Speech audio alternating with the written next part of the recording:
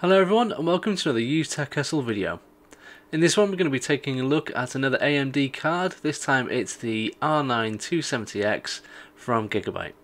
Before I get too much into this, do forgive the state of the card. I didn't have a chance to clean it before the PC I ended up using it got sold, so I do apologise. I did film this in a bit of a rush.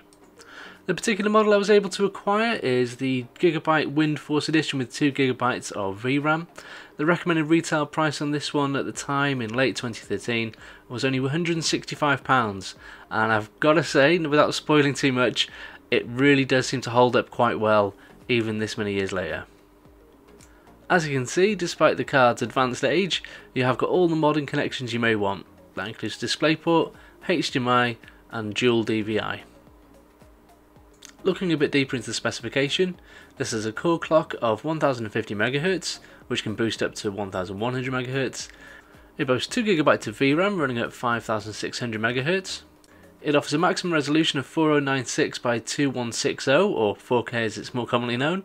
For power, being an older beast, it does require quite a hefty PSU, around about 500 watts, and it will need a 6-pin connector. On top of all this will support DirectX 12 as well, so it really can keep up, at least on paper. With all that being said, the only thing left to do was to fire up my X58 test bench and see what this puppy can do.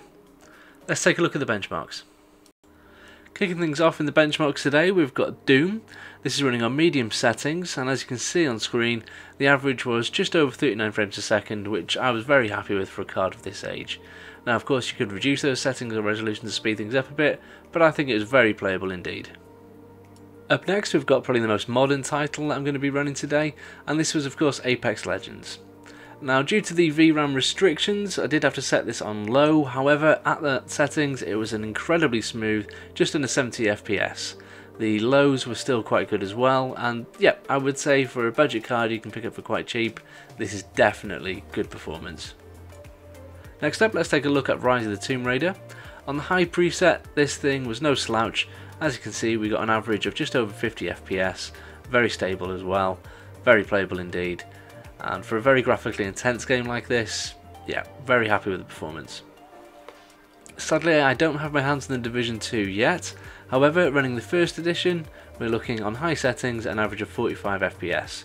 This felt very smooth to play, and to be fair, it's a very graphically impressive game, so the VRAM doesn't seem to cause any problems here and it runs very smoothly.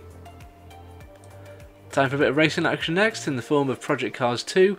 On medium settings, which I have to say still look pretty damn stunning, this was a buttery smooth 73 FPS. Now although my driving is quite poor, this graphics card handled it like a champ, and I've got to say, this is one of the best games I've played. If you haven't checked it out, then yeah, go ahead, it's pretty damn good. Okay, so it wouldn't be one of my benchmarking videos if it didn't have city skylines, and this was very smooth. As you can see, the FPS were very good. However, what I did notice, as you can see on screen, there were some weird pop-in issues with the graphics, the roads, etc. The drivers and everything rolled up to date. I didn't experience any problems with any of the game, but yeah, this was a bit of a weird one. However, as it was running very smoothly. Up until this point, everything was running far better than I actually expected, so I decided to crank out Dirt Rally on the Ultra preset. And unsurprisingly, we've hit the 40 FPS with no problem at all, which coming from a console gamer's point of view originally, that's very smooth indeed. And considering this can now be bought at a snip, yeah, very good stuff. Now let's take a look at a game I'm truly shocking at. This is CSGO of course, and unsurprisingly given what we've seen so far, this thing ran 141 FPS. Very smooth indeed. I'm awful at this game though, so I'm not going to waffle on too much about it, as this thing will pretty much run on an actual potato. The obligatory PUBG test next, and on medium settings we're just under the 60 FPS mark, and I've got to say, very smooth. However, this game is pretty pants now, I just don't like it. However, that's not what we're here for. The game itself was very playable indeed.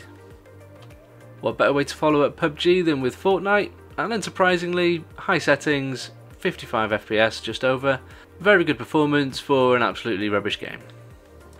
I'm still yet to get my hands on a copy on BF5 if I even bother, but looking at BF1, which is still a good benchmarking tool to see how things run, this is a nice 55 FPS just over, and playability, it was smooth as silk to play. The lows don't seem to be represented in the actual gameplay, and I couldn't notice any stutter or anything on screen, so I can't really explain them. All I know is it was very nice to play on this card. Moving over to GTA 5 now, on mixed settings leaning towards high, we're able to achieve an average of just over 60 frames a second, which on a game like this, which is quite intensive, although a bit older now, is very, very smooth, and I suppose it fits very well for when this card was released. In a kind of similar vein, we're going to take a look at Mafia 3. I felt really cocky at this point, so I decided to try the high preset, and as you can see we were just under 30 FPS, which in my opinion is very playable. Now you could drop the settings down a bit to push it a little bit further, however I thought it was very impressive on a game which seems largely unoptimised. Can it run Crysis? Well, Crysis 2, yeah, easily. Just under 50 FPS on the Ultra preset, which is very good looking even to this day. I know it's a bit of an older game, but it's always nice to see how these things perform, and this was certainly no slouch. Finally, let's take a look at Vermintide 2, one of my favourite games. Now this one, again, at high settings, I was absolutely no problem for this card, running at an average of 46 frames a second, and it felt very stable to play. On a side note, if you haven't checked out this game, get onto it. It's a very good Left 4 Dead-esque style game. Now that we've seen what this card can perform like and we know a bit more about the specs, I suppose the only remaining question is, would I recommend this card? And in all honesty, yes, I absolutely would.